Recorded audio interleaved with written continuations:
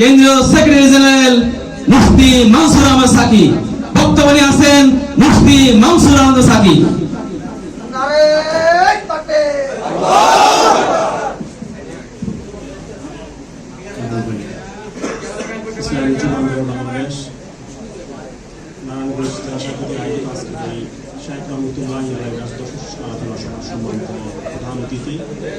July August আন্দোলনের অন্যতম ইসলামী আন্দোলন বাংলাদেশের মোহতারাম সিনিয়র নায়েব আমির মুফতি সৈয়দ মোহাম্মদ ফয়জুল করিম সাহেবের চরমনাই উপস্থিত আছেন যারা নেতৃবৃন্দ, বিভিন্ন মঞ্চ থেকে আগত যুব ভাইয়েরা, সবাইকে ইসলামী যুব আন্দোলন বাংলাদেশ কেন্দ্রীয় কমিটির পক্ষ থেকে আন্তরিক শুভেচ্ছা জানাচ্ছি।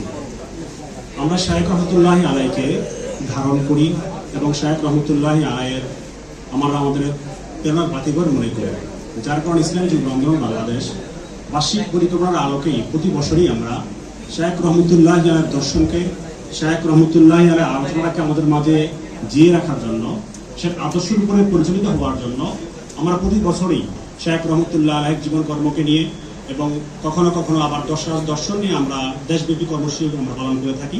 সেই কর্মসূচির ধারাবাহিক অংশ হিসাবে আজকের এই আয়োজন, যে শায়েখ রহমতুল্লাহ দর্শন কি ছিল সেই বিষয়ে আমরা আলোচনা করা, এই প্রজন্মকে শায়েখ রহমতুল্লাহ সম্পর্কে পরিচিত করে তোলা এবং শায়েখ রহমতুল্লাহ যেই দূরদর্শী চিন্তা ছিলেন, তিনি যে একজন দার্শনিক ছিলেন, তিনি যে একজন সমাজ সংস্কারক ছিলেন, এই বিষয়ে যেমন মুজাদ্দেদ ছিলেন, এই বিষয়গুলোকে জাতির সামনে ফুটিয়ে তোলা, যুব সমাজের কাছে আবার নতুন করে পরিচয় করা, এই প্রোগ্রামের উদ্দেশ্য আমাদের সেটা। তো আজকে যেহেতু শায়েখ রহমত দর্শন সম্পর্কে আলোচনা, মূল আলোচনা আমাদের শায়েখ চরমনাই করবেন। বাকি আমি দুইটা বিষয় বলে আমি শেষ করতে চাই। রাজনৈতিক দর্শনে আমরা যে বিষয়টাকে আমরা সামনে নিয়ে আসছি বা যুব আন্দোলন থেকে যেটা আমরা চিন্তা করেছি, যে প্রচলিত যে রাজনীতি, এই রাজনীতিতে আমরা দেখছি যে রাজনীতি আমরা করি বা যে রাজনীতি বর্তমান প্রচলিত সমাজে আছে, এই রাজনীতির সর্বশেষ কথা বা চূড়ান্ত কথা হলো ক্ষমতা। ক্ষমতার জন্য তারা রাজনীতি করে, ক্ষমতার জন্য তারা মানুষকে হত্যা করে, ক্ষমতার জন্য তারা নিজের ভাইকে হত্যা করতে দ্বিধাবোধ করে। এই যে রাজনৈতিক পচাগন্ধা রাজনীতি, এই রাজনীতির অবস্থানে দাঁড়িয়ে শায়েখ রহমতুল্লাহি আলাই তৎকালীন সময় তিনি চিন্তা করেছেন, এই ক্ষমতা কেন্দ্রিক যদি রাজনীতি চর্চা করা হয় আর চিন্তা করা হয়, তাহলে আগামী প্রজন্ম, আগামীর বাংলাদেশ, এটি সুরক্ষিত বাংলাদেশ, একটি কল্যাণ রাষ্ট্র প্রতিষ্ঠা করা সম্ভব হবে না। তিনি ঐতিহাসিক একটা আওয়াজ তুললেন, একটা দর্শন তিনি সামনে হাজির করলেন, যে এই রাজনীতির সাথে রুহানিয়াতকে সমন্বয় করতে হবে। যদি রাজনীতির সাথে রুহানিয়াতকে সমন্বয় করা যায়, আর যদি একটা মানুষকে রুহানিয়াতের মাধ্যমে আত্মশুদ্ধি করানো যায়, একটা ভালো মানুষ তৈরি করা যায়, তাহলে সে ভালো মানুষ দ্বারা, ভালো নেতা দ্বারা এই সমাজের মানুষের কল্যাণ করা সম্ভব।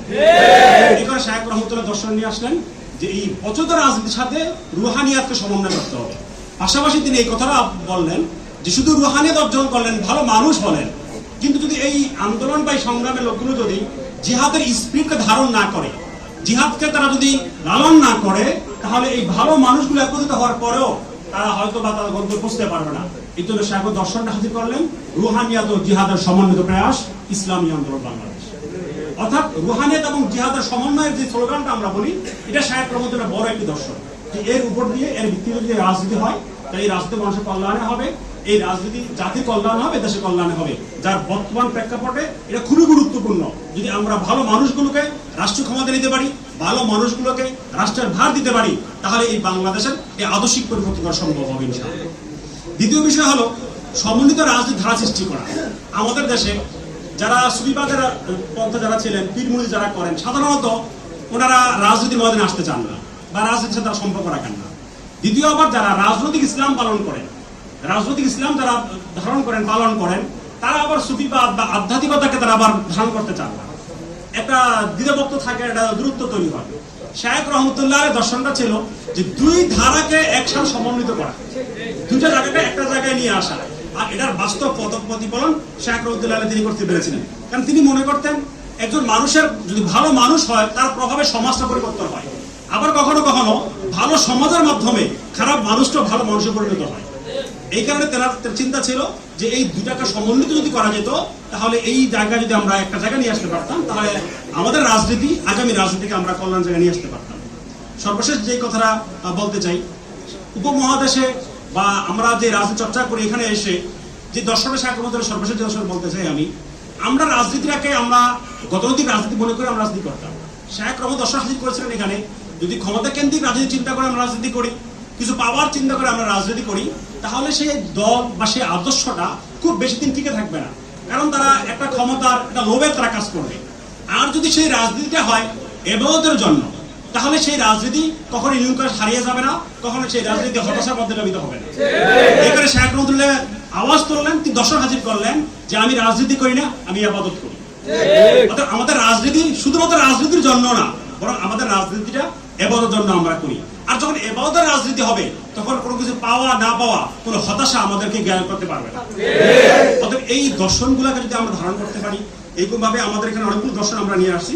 তো বাকি এই বিষয়গুলো আপনারা তৃণমূলে ছড়িয়ে দিবেন, শেখ রহমতুল্লাহ এই দর্শনগুলো আলোচনা করবেন। আগামী আন্দোলন সংগ্রামে আপনাদের উপস্থিতি কামনা করে আমি আমার সংক্ষিপ্ত বক্তব্য শেষ করছি। ওয়াকিদুল আলহামদুলিল্লাহ রাব্বিল আলামিন।